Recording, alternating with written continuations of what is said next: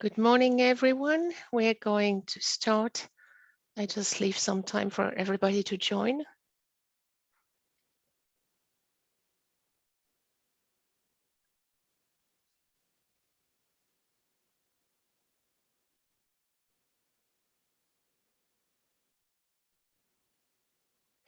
So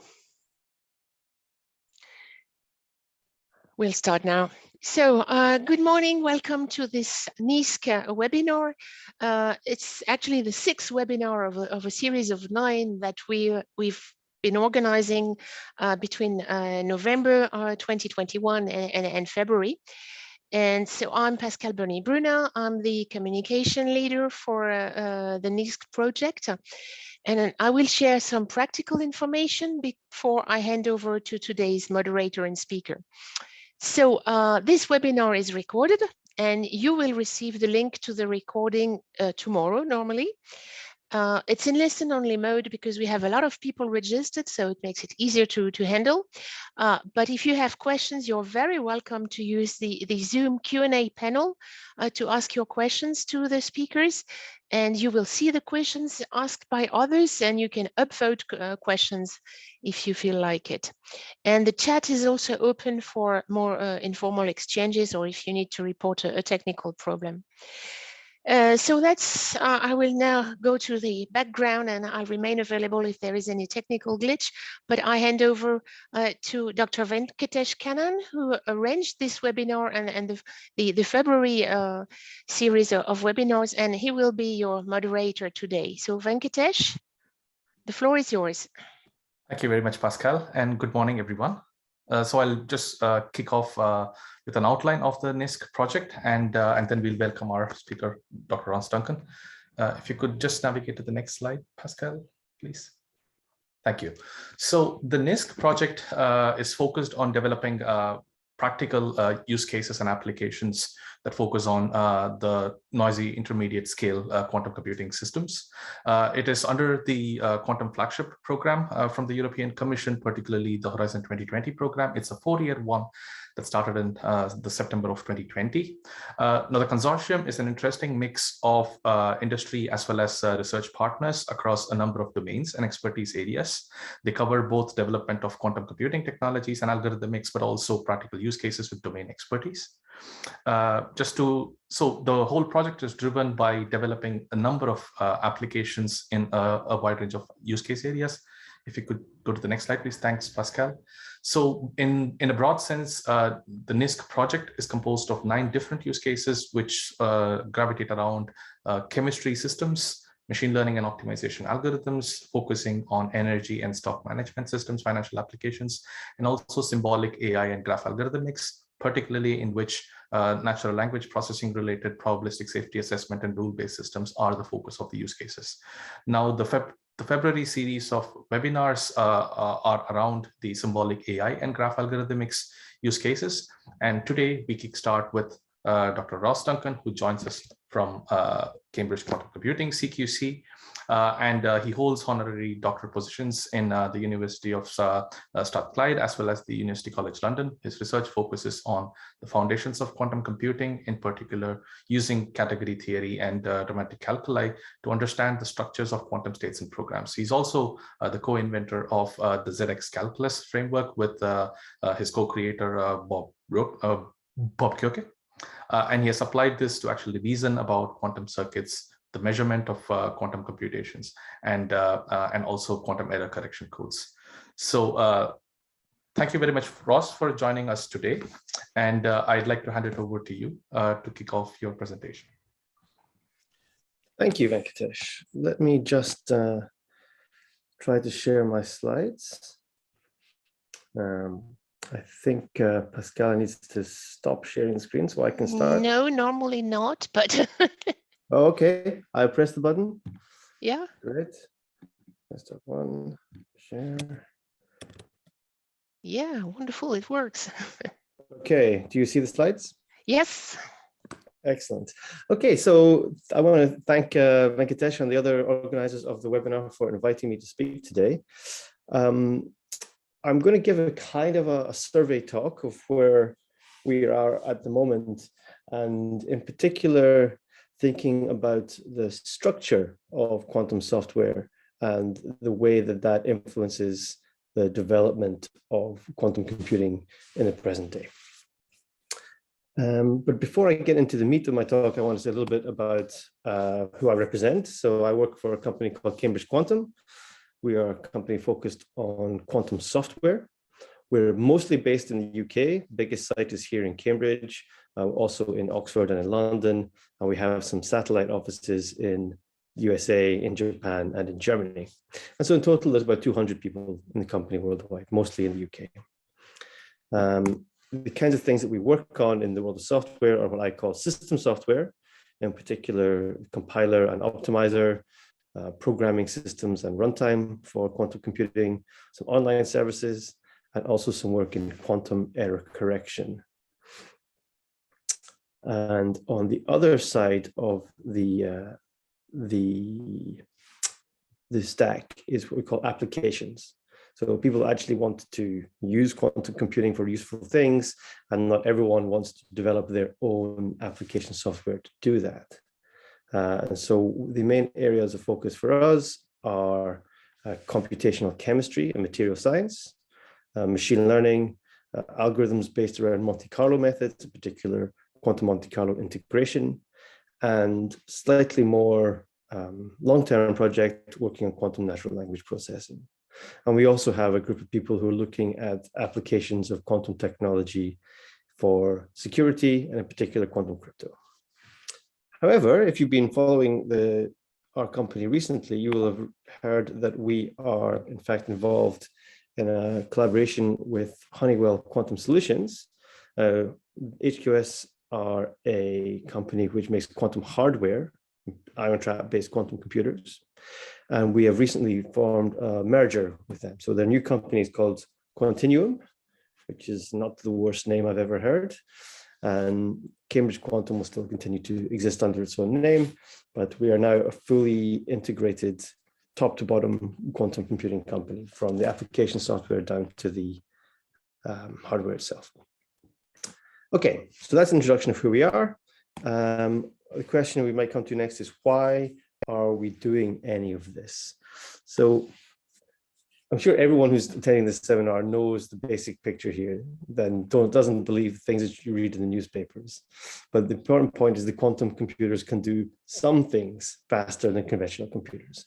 Most famously, we have Shor's algorithm for integer factoring in polynomial time, Grover's algorithm for search in square root of n time, the HHL algorithm, which solves, for a lot of caveats on solve, but it can solve linear systems in logarithmic time. And it's widely conjectured that quantum systems themselves can be simulated in polynomial time using quantum computers. From a complexity theory point of view, things are less clear. The examples of quadratic speedup are pretty numerous. The Shor's algorithm is an example of where we have a polytime quantum algorithm to perform the same task as a classical exponential time algorithm, but there's no clear separation there. It's just that the exponential time algorithm is the best classical one that we know.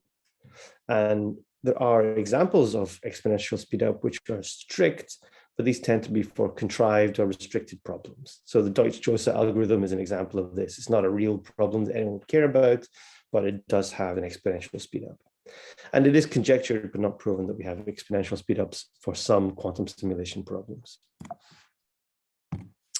In terms of what can quantum computers do better than classical computers, the jury is still quite out on this. So there was the famous Google quantum supremacy paper, where they showed that they could achieve a certain computational task much faster than a classical computer. The computational task in question being to simulate a quantum computer, which obviously the Sycamore machine was quite good at doing. But then the classical computing world were challenged by this, and many people came out to show that actually classical computers could do this task a lot better than the Google analysis suggested, to the point now where there are some recent complexity results showing that using some new tensor contraction methods, that this problem that they solved in this Google supremacy paper was in fact quite feasible to do on a reasonably large classical computer. Of course, there are other approaches than the Google one. There was the boson sampling paper of Jianwei Pan and various collaborators, but the complexity theorists have again started coming out of the woodwork to show that this challenge was not quite as difficult as the quantum computing people thought.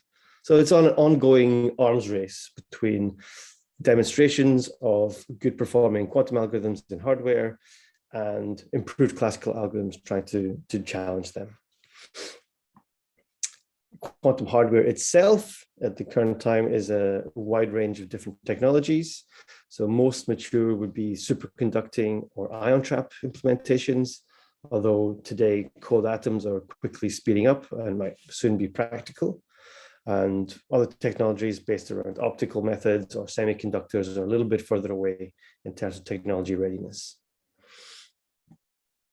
But we shouldn't think that these are all science fiction. I logged into my IBM Quantum page a little while ago, and I saw that I could, on that particular day, access 23 different quantum computers. So this is a technology that is actually here. It's still early days, but these exist and you can use them. As everyone knows, these are all what we call NISQ computers, so noisy intermediate scale, a term introduced by John Preskill in 2018. People typically focus on the question of intermediate scale. We would say that's usually 50 to 100 qubits, which is enough qubits to be difficult for a classical machine to simulate, or at least that's what people thought in 2018, but it's still not enough qubits to do error correction. And I think that this is kind of a red herring because the real difficulty is on the noisy side. So if we think about what does it mean for a quantum computer to be noisy, we have lots of issues. First of all, every operation that we want to do has a limited fidelity. The qubits have a finite coherence time. There are errors which are not consistent across the machine. There are errors which are not consistent across time. The errors are not independent of each other, and there are memory effects going on in there. And in general, the kinds of the error channels that exist in any given piece of quantum hardware are typically not very well understood. And the effect of all this is to say that you have scale limitations automatically, just off the effects of having noise. The noise itself stops you from going too far in terms of size. And so if we're going to work in this NISQ regime, we have to accept that there are going to be errors everywhere. The whole software stack has to work together to actively manage the noise and the errors in the quantum device itself. And this in turn implies that not every interesting algorithm we might want to do is possible. So the only kind of glimmer of hope here is to recognize that the quantities that we're computing with quantum devices are not simple binary decisions. They're actually always statistical quantities. And that'll become more apparent in a minute or two. I want to make this a little bit more concrete. Here's the device status readout from a recently deactivated IBM device. This one is the old IBM Melbourne, which I'm sure many of you have used. And although its performance parameters vary, this is roughly average for its lifetime. And we can see that the average qubit coherence time is around 57 times the average time it takes to perform a CNOT gate in the system. And looking at, so that puts a very hard limit on the length of time that a computation using this device can run and expect to have any chance of success. If your qubits have an average decohered, you're not getting any useful information out.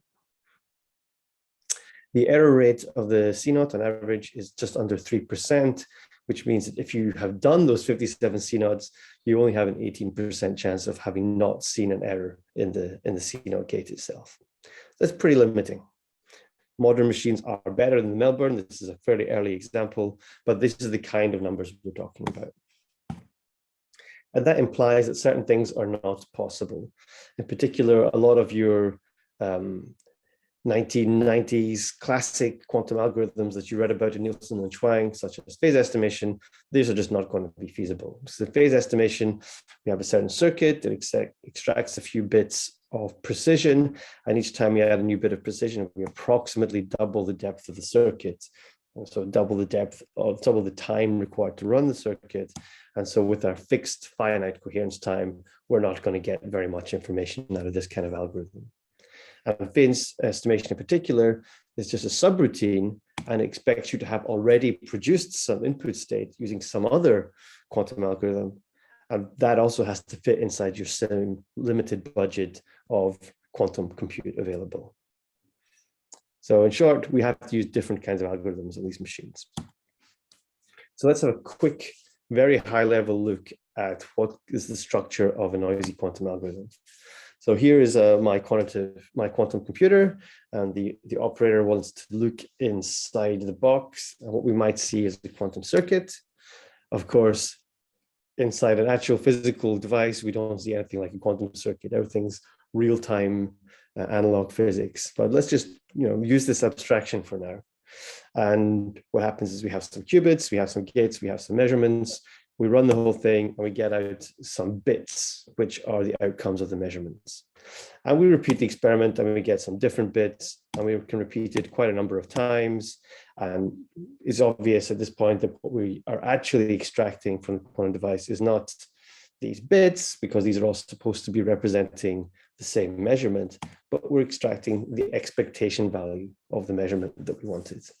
So a statistical quantity. And so we zoom out a little bit and think, what's the actual structure of a quantum algorithm? We see that we have some state preparation, typically initialized to 0, a circuit which prepares a state we care about, and then a measurement. And so the actual quantity of interest is this expectation written at the bottom of the slide. So that's the quantum part of a quantum algorithm. And so if we think about the bigger picture, the questions we want to think about in designing a quantum algorithm are, what are the states that I want to prepare? What is the interesting property of those states that I want to measure? And how do I process the results to obtain something which is meaningful in my problem domain? I'll very quickly go through an example, because I think that most of you have met this kind of thing before, but it's good to sort of set out the landscape. So in chemistry, it's very important to know the energy of the ground state of a system. This is an important input to calculating all the properties of chemical reactions that you want to know. Okay, so this is looking at estimating the ground state energy of some system. So that can be equivalently stated as finding the least eigenvalue of its Hamiltonian. So it's a very common problem in physics and chemistry, but lots of other optimization problems can be rephrased in the same kind of terminology. So you see the expression at the bottom. I want to know what's E0. I do know H, the Hamiltonian. And so what I want to find is this inner product, which will tell me the energy in the ground state psi 0. So the first thing we look at is the Hamiltonian. This is typically expressed in its second quantized form, and we sum over the number of spin orbitals in the molecular system we're talking about. This is, of course, not suitable for direct implementation on a quantum computer. So the next step we have to do is to translate this into some form, into a qubitized form, using, for example, the Jordan-Wigner transformation. There are other candidate transformations as well. And so what we see here, instead of a sum over the spin orbitals, we see summation over the qubits. And instead of seeing the raising and lowering operators, we now have Pauli operators. And we want to know what's the expectation value of H. And the good news for us is that the expectation is a linear operator itself, which means we can measure the individual Paulis separately and compute the rest of the quantity classically offline. So instead of measuring H all in one shot, we measure the individual terms. Okay, so that's how we deal with the Hamiltonian. How do we find the ground state itself? Because we don't know what it is a priori. So the ground state is characterized by being the minimum energy state. So here we have a minimization problem where we have to explore all the possible states. Okay, so how are we going to do that? Well, instead of looking for every possible quantum state, we'll form a parameterized ansatz where we have a small number of parameters, which as we vary them, we are at least approximately exploring the space of all possible quantum states. Okay, and so here's an example of what that might look like. I have a circuit which defines it, and inside the circuit, you see some of the gates have parameters, and by changing those parameters, we can explore the range of possible states. Okay, designing such an ansatz is a pretty interesting question, and a lot of research has been done into this and the various trade-offs involved in it. And we put this all together, we get the variational quantum Eigensolver. We execute the ansatz with different measurements. We use the different measurements to compute the energy, and then we use that answer to update the parameters, and then we go around again. And this repeats until we've converged to what we think is the minimum energy, or we run out of time. But this computation of the ground state energy is not the whole story. Oh, sorry, let me finish what I'm saying. We have to put this into a bit more context for the software point of view. So we want to compute one term of the Hamiltonian. So that uses a number of shots, a number of repetitions of the same circuit execution with the quantum device. But this has to be repeated for every term of the Hamiltonian, which then gives us the estimate of the energy. If we haven't converged, we have to choose new parameters and repeat the entire thing. And usually this takes place in a bigger computation because we actually want to know what's the optimal configuration of a molecule, which means adjusting the geometry to find the lowest energy geometry of the molecule. And so we have to also iterate over all the points of space in the geometry as well. Okay, so we can see that the quantum part of this quantum algorithm is actually a really small bit in the innermost loop. And if we zoom out a bit further, we might want to find something more than the ground state. You might want to find the excited states. And to do that, we are solving this equation here. And H prime and S prime are matrices, and their matrix elements are given by the expressions you see below. And you can see that both of those expressions require us to have the ground state already known. And so we can re-prepare the ground state and compute these quantities using the quantum computer. So basically, we're solving this matrix equation classically, but the quantum algorithm is used to find the matrix elements that are used in the equation. So if we zoom out further, if we want to use this whole quantum subspace expansion algorithm, we need, first of all, a classical driver program, which is going to compute, will generate the Hamiltonian. We need some qubit encoding methods to translate from a fermionic presentation to a qubit presentation. We need some ansatz to find the trial state, a classical optimizer to choose the parameters for the optimization, and a classical linear algebra solver for eigenvalue equation. And this is not the only pattern of possible quantum software, but it's a pretty common one. Okay, so we know that we're going to be doing a lot of classical compute, but in order to have quantum circuits that we can actually run, we need to make them as small as possible. And this is where the quantum compiler comes in.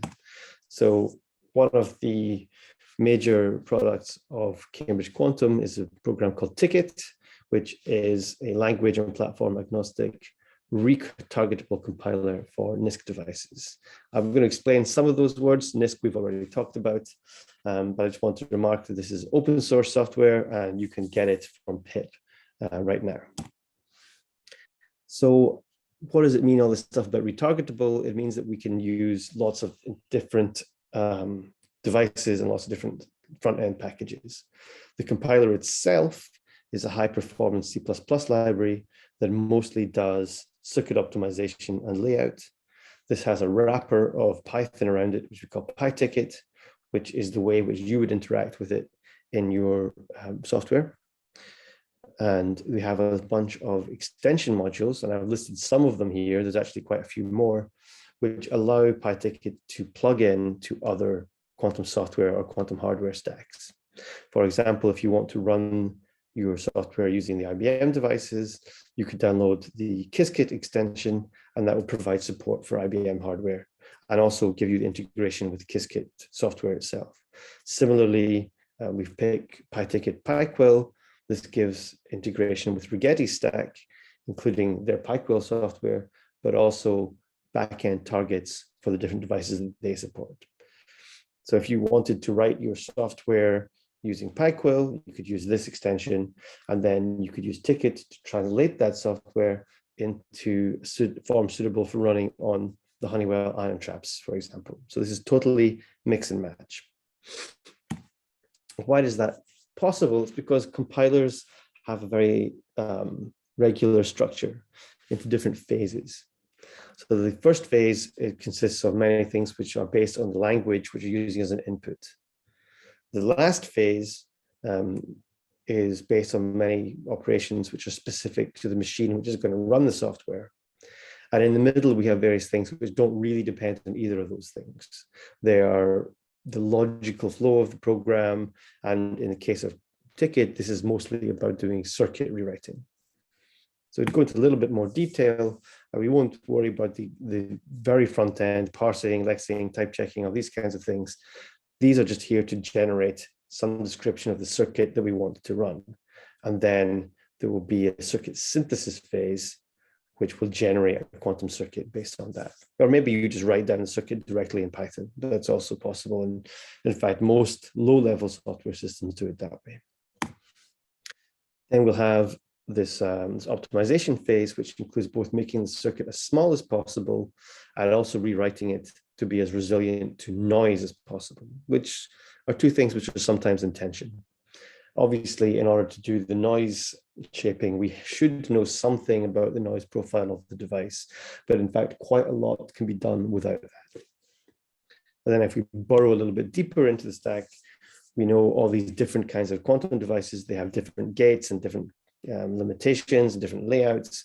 And so we have to do a final phase where we translate the more high levels quantum circuit description into a version which uses the gates the machine can actually do.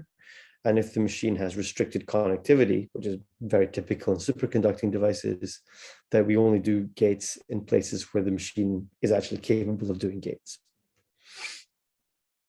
And the layer below this, which is usually handled by the hardware vendors themselves, is to change this machine-specific but still high-level description of the quantum circuit into a series of analog and real-time control sequences to drive the individual components of the quantum computer. Because a quantum computer consists typically of many hundreds of separate devices to actually control the whole thing. Okay, and that part I've just described is basically a subroutine which is going to be run inside some kind of execution manager which decides which circuits are needed, when are they getting run. And so there's a big interactive loop here as well. Thinking about the actual system architecture, I think the part that we usually think about is when you think of the hard real-time environment. These are things that have to be done within the coherence time of the qubits. It's a very demanding environment. And it's kind of surrounded by what you might call the near-time environment, which is classical compute has to happen at relatively low latency. So we want this to be fast. We're going to interact with the quantum computer. Typically, this will involve queuing up the next circuit you want to run and doing some relatively limited data analysis on the results. This relatively quick bit sits inside a much slower setup, which you can think of as the slow runtime, where you're doing asynchronous things on the web, high difficult classical computations, and anything which is relatively heavy duty. And finally, there's also the compiler itself, where we actually are translating the programmer's intention into things that can actually execute. And each one of these boxes represents a different time regime in terms of how quickly things must be done, a different set of capabilities of what's actually possible, and a different scope in terms of data flow. So things which are knowable to the web, to the asynchronous web level, will not be knowable to the real-time control. And so when you write your quantum program, the different executions have to be appropriately distributed between these different boxes.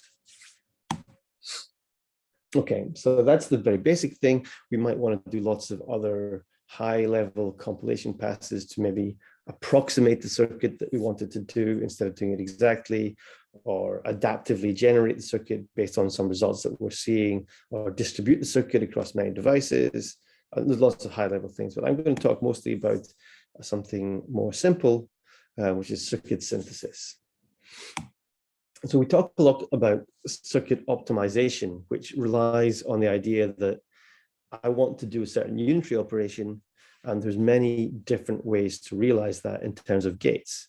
And so we've got different circuits that do the same thing, but they have different properties. And if we're being quite naive about it, we might say that it's just the number of gates or the depth of the circuit reflects the runtime, and we want to save as much runtime as possible. Now that's true, but a more complicated point of view is when you think about what causes noise in the device. And so different circuits might have very different noise performance.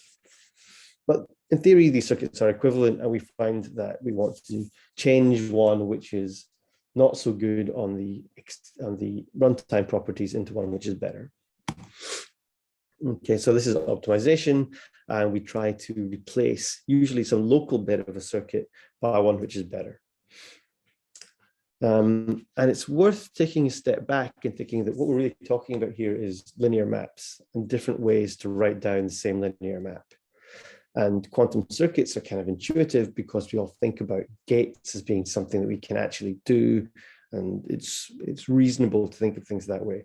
And of course, these gates are not what actually happens, right? Some more low-level things happen, which maybe gives us some license to think about more abstract ways of thinking about circuits. So totally, we can use a bigger framework of mathematics, which we call monoidal category theory, where we can think of circuits as being different languages which can all be interpreted as linear maps.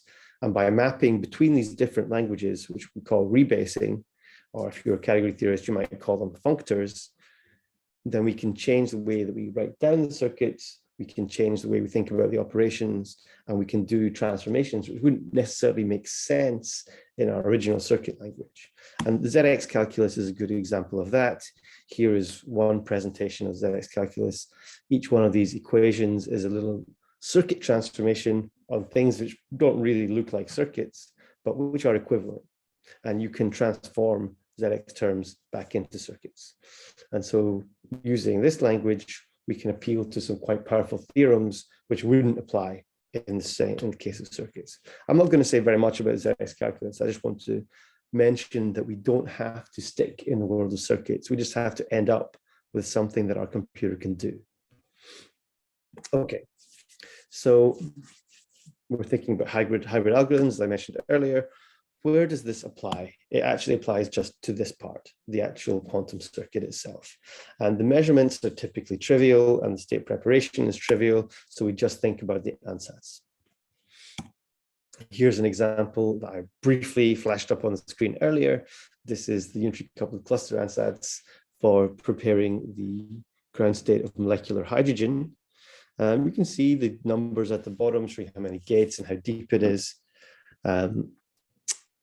This is in fact already quite challenging. The gate depth you see there is 83 or 52 if you only count the 2 qubit gates, which means that we're already right up against the depth that our IBM Melbourne device could do. So can we do a bit better? And the obvious thing to look at here is there's a repeating structure. This thing, you'll see it, if I go back a slide, you see the structure, this ladder structure everywhere.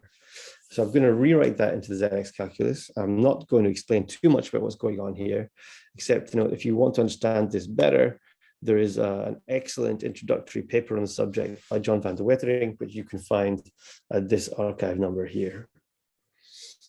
Okay, so I hope the pictures look sufficiently similar that you can see the translation here.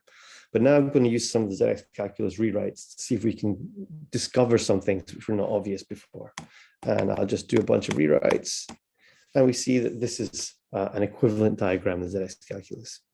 So an obvious thing you can just see in the picture, which is not obvious in the circuit presentation, is that these kind of operations are symmetric in the qubits. Something else which is less obvious if you don't know the ZX calculus is that all things of this shape commute. And the reason that they commute is because they're all ways of writing down this operator. So it's an exponentiated Pauli Z.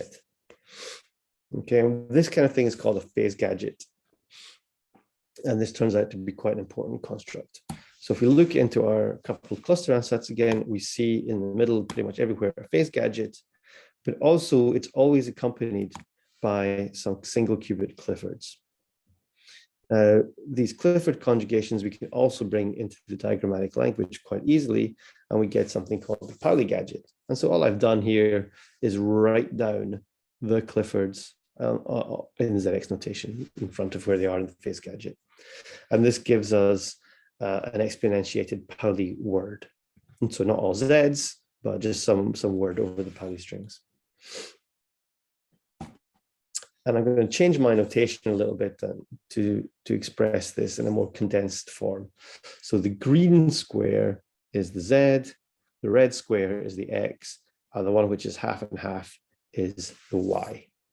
I have written in the operator this I here, but that just means that the gadget doesn't touch that qubit. Okay, so let's go back to our UCC Ansatz. So if we write it down in the usual form, we see that it is in fact an exponentiated sum of n qubit Pauli operators. A little bit of algebra tells us that that's the same thing as a product of Pauli gadgets. So we can use this fact to synthesize a circuit for this ansatz, which is better than the naive one. So the method we're going to use is we're going to sequence the terms into commuting sets.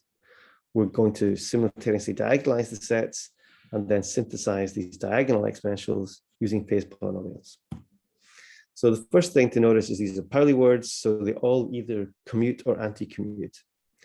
And we can make a graph and draw an edge, sorry, a vertex for each Pauli word, and draw an edge between the vertices if they anti-commute. And then you can use the heuristic and fairly fast graph coloring algorithm to color this graph, which means that if they anti-commute, then there will be different colors. That's guaranteed. And therefore, each color in the graph corresponds to a set of operators which commute. Okay, so let's take one of those sets and just write it down. Now, since these commute, we know that we can simultaneously diagonalize them. And there are some relatively simple equations I didn't show you about how these Pauli gadgets interact with single qubit Clifford operators and also with each other. And we can use that to rewrite the circuit in this language into something like this. So what you see at the left is a Clifford circuit written in ZX calculus notation.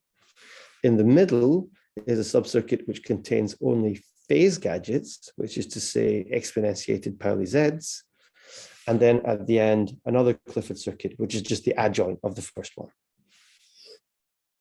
Okay, and then this middle part is a circuit containing only phase gadgets, which means it's a special case of a class of circuits called phase polynomials. And there are efficient methods to synthesize low depth circuits for those. So if we use this method, which we've described in a bit more detail in this paper here, we can find that A, it's relatively efficient, B, that we can achieve pretty substantial reductions in depth. On average, 75% of the C0 depth can be reduced, and up to 90% in the best case. Now, I've showed you this in the case of the unitary coupled cluster ansatz. However, it works for any kind of trotterized operator at all. And if you're using PyTicket, this particular compilation pass is called Pauli Simp. So please try it out. But in fact, we can do a little bit better, because if we look here at our old friend, the Melbourne, we remember that not every qubit can talk to every other qubit. And so typically, we would address this using a process called routing. Routing means when I give you a circuit coming in, if it doesn't fit on my hardware because the qubits are interacting in ways which are not possible in the hardware, then we can fix this up by inserting swaps. So inevitably, this makes the circuit deeper. And Ticket has been historically pretty good at this problem. So you can see here that we get a mean overhead of about 1.5 on this particular set of benchmarks on the Melbourne device. But is it possible to do better? And the answer is yes, it is. So here's the key point. It's true that every circuit which has only C naughts and Z rotations is computing a phase polynomial circuit. And every phase polynomial circuit can be realized using only C naughts and Z rotations. But there are lots of circuits which produce the same phase polynomial. So we've got a lot of freedom when we're generating a circuit for the phase polynomial to choose something that suits us better. So the original algorithm for generating circuits for phase polynomials was due to Matthew Amy and some collaborators, and it's called GraySynth. It didn't take into account any restrictions on qubit connectivity, and this was later generalized by Nash et al. To accommodate these connectivity constraints. And you can see the archive references on the slide there. So we introduced our own method, which we call architecture-aware synthesis, in the preprint you see below. And what's remarkable is not just that it outperforms the combination of the architecture-ignorant GraySynth with the routing method, but actually it gets better as the number of circuits goes up. So if we just have 5 Pauli Gadgets, then the depth is 77% of the naive method. But if we're up to 100 gadgets, it's only 18%. So that's pretty impressive. And so that can really reduce the amount of computation that your quantum device has to do to extract the same information. Okay, so I guess I can go for a little bit more. I wanted to talk about the bigger picture of how large-scale quantum algorithms work. And so the circuits, as we saw earlier, are only the innermost part of it. So how do we start to structure these bigger algorithms? And one of the things we've been looking at here at Cambridge Quantum is using types as a way to arrange large-scale experiments. And so this is an organizing principle, and we're not really thinking about the circuits, right? So we're thinking about how you manage the rest of the computation. So while we have types, qubit's not going to be a type that I talk about.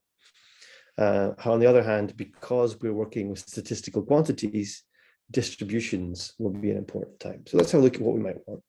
So we might have a unit type, which just has one member. We'll have bits, bit strings, real numbers, vectors of real numbers, complex numbers, vectors of complex numbers.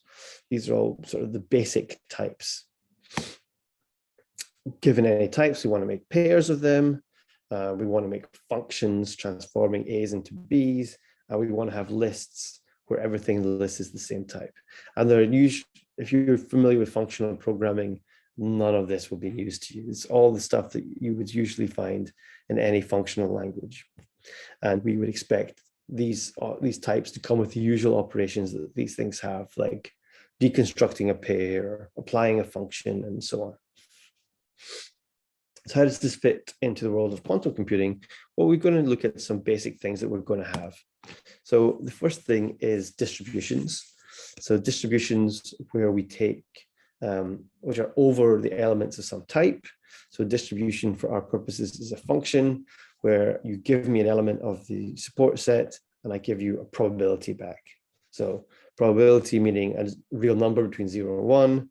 We demand that only finitely member elements of the set have non-zero probability and that the sum over the whole set adds up to 1. Because distributions, this is a monad, which means I have a very obvious way to transform any function from A's to B's into a function from distributions of A into distributions of B. And lots of the things we want to do in this higher order experiment world are functions lifted by the distributions monad.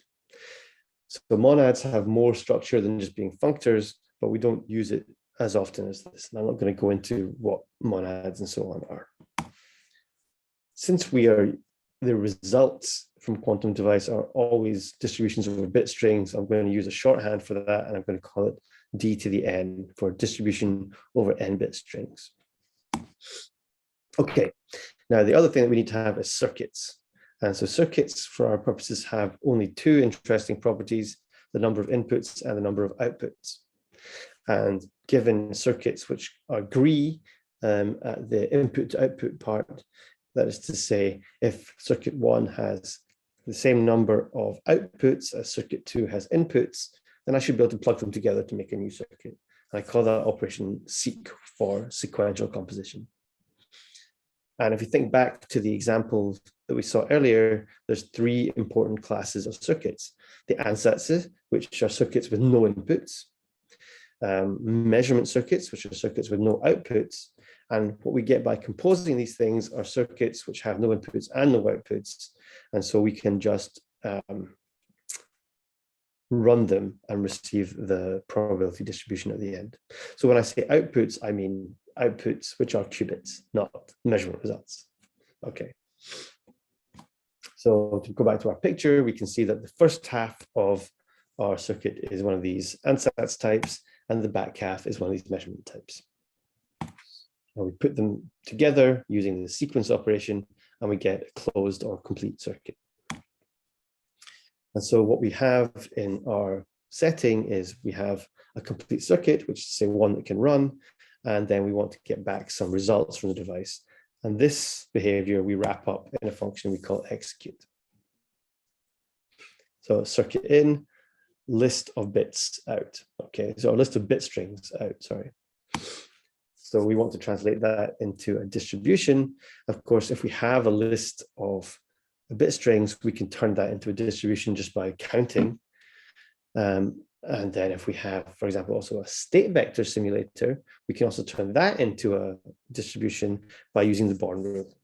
So I've got 2 different ways of getting from a circuit to a distribution. So if we look back at things we saw earlier, the picture is Hamiltonian. So Hamiltonian, now we think of it as a list of pairs of a coefficient and a measurement circuit.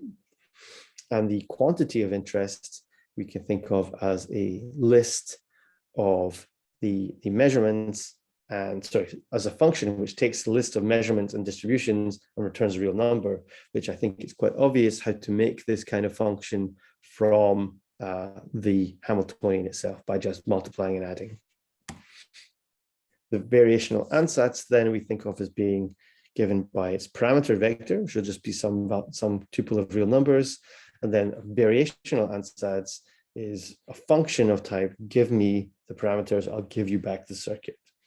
And so from this point of view, we can see a kind of a functional programming view of the variational quantum eigensolver of being a thing which accepts certain data, which are in some cases themselves functions, combines them in a standard way using the very basic things that I've shown you. That might seem overkill for what we're doing here, but the idea is to use these components in a bigger system. And I see I'm almost out of time, so I'll try to go through this very quickly.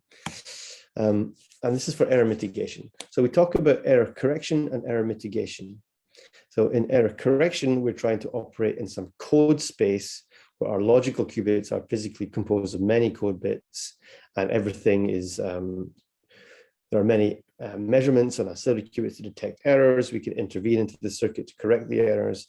And every time we run the circuit, we're supposedly guaranteed that we don't have any errors. This is huge overheads.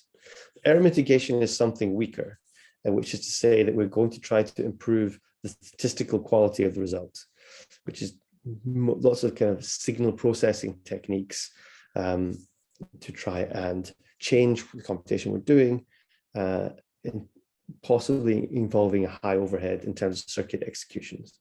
And I'll go through some examples immediately. So where can we intervene in this process? So if we have a possibility to change the circuits, we can think of that as a method of circuit to circuit. We can change the collection of measurements we do, which means I have to change not just the list of the measurements, but also the way that I compute my observable based on those measurements. I could change the computation of the quantity, which is moving from a function from one distribution to another distribution. I could change the complete circuits that I was running, replace them with something entirely different. Typically, this means taking a circuit and producing a list of replacement circuits, and then some transformation on the distributions, taking this list of distributions and turning it back into a single one. We'll see this in a second. So if we think about the overall architecture here, it's good to put a database between the user and the quantum computer just for safety. And then we think about what's happening here is we have a mapping between circuits and handles to results. And this is just a way of having some persistence in the system. So one of the first error mitigation methods we might think of is called frame randomization or randomized compiling. And the idea here is to transform these messy, complex error channels into something simpler. And the way that we do this is by randomly sprinkling Pauli operators into the circuit in a way that we can transform the results at the end into something which would be the results we would have seen if we hadn't done this. Okay, so instead of having one circuit, we now have many randomly Paulified circuits. And then we have to collect the results together and transform them to simulate the original circuit, which you could think of as looking like this. So instead of having just my section in the middle where I compile and run the circuits, I first of all generate a whole batch more circuits based on my original one. Then I collate that whole set of results into one result, which would have been the results my original circuit would have given me. Another method we know about is spam correction, which basically means that sometimes the measurements are off in a predictable way, or the state preparation is off in a predictable way.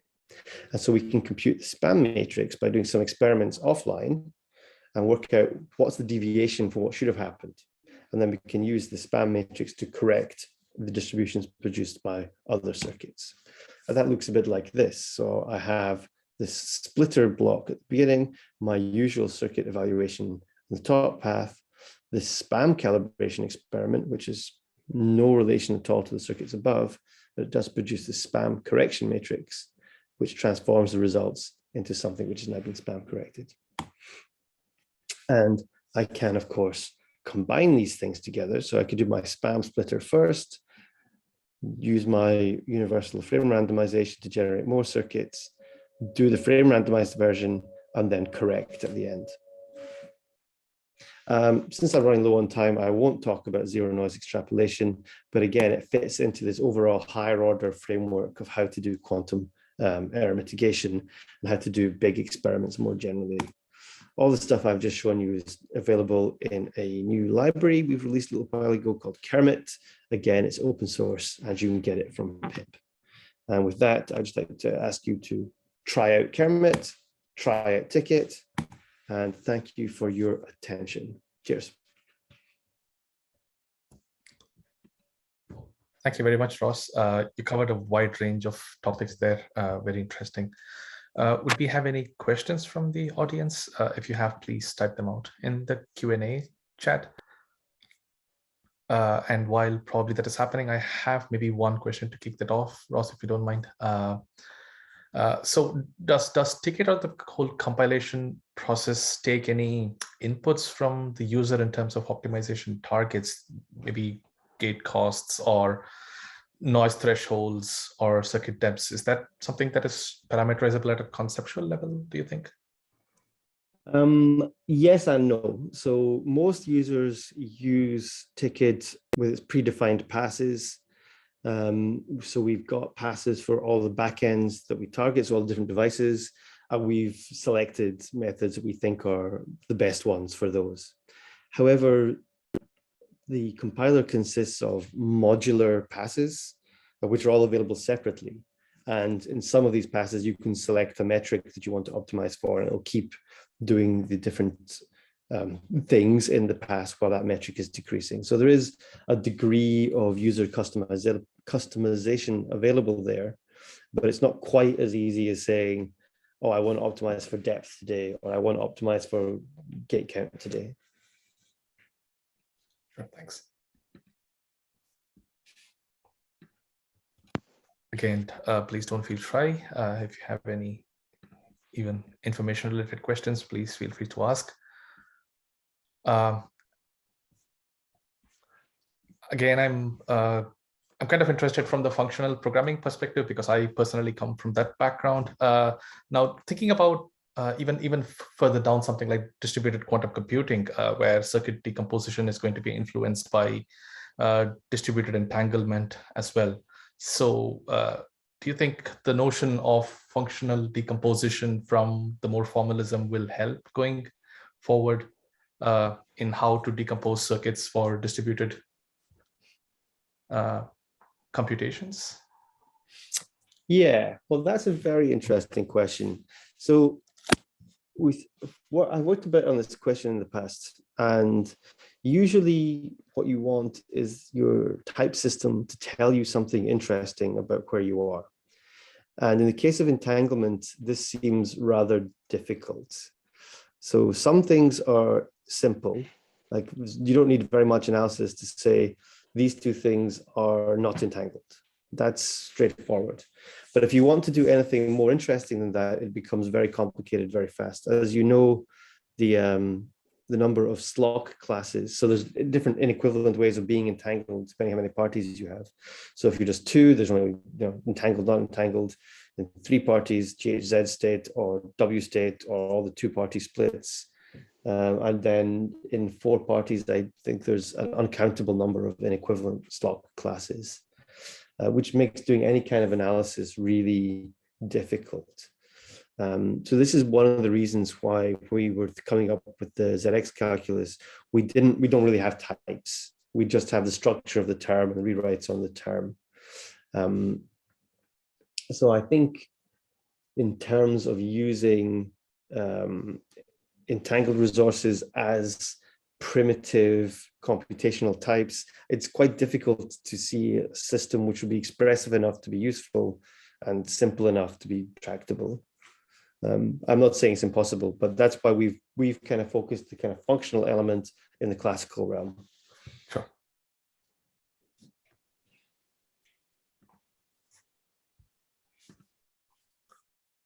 So we're just almost on the hour, maybe 2 to 3 minutes if you have any questions. So we have a question from Andres Gomez. When you calculated the depth of a circuit, you were thinking that operations on different qubits can be executed simultaneously. So does this work at hardware level as well, or does the hardware decide the final order of execution? It depends on the hardware, yeah. So we count the number of operations that can be executed simultaneously in principle. Actual hardware has limitations on this. So for example, it's impossible in theory for an IBM system to operate a 2-qubit gate on any disjoint pair of qubits at the same time. I think in the Google systems, they're split into alternating layers, and ion trap systems have different limitations. So the numbers that I'm quoting here are the best case numbers. Thanks, Ross.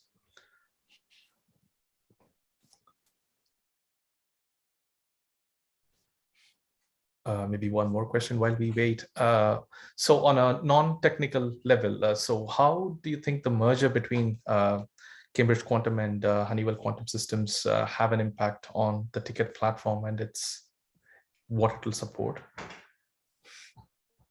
Not a huge impact. So obviously the HQS team had a compiler before the merger. It mostly handles the lower level things. So we intend to improve the code generation that's already in Ticket to integrate with the other software there and to be very well tuned to produce code for their systems.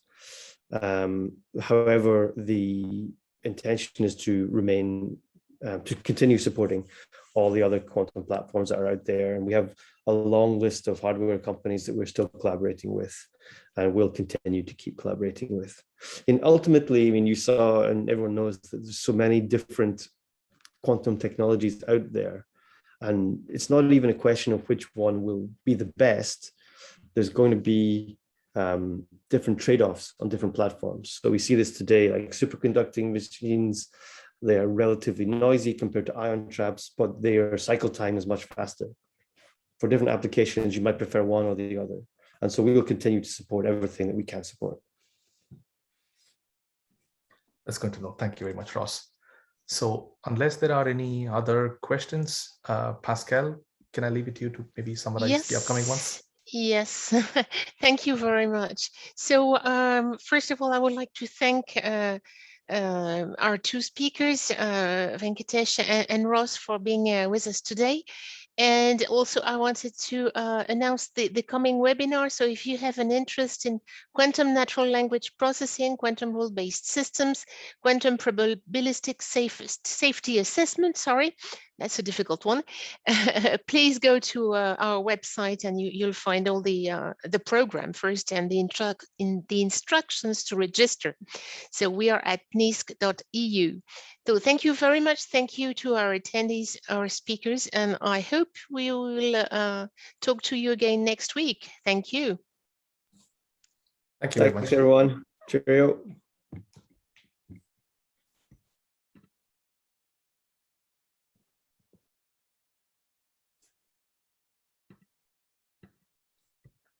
What do you think, Pascal? That went relatively well?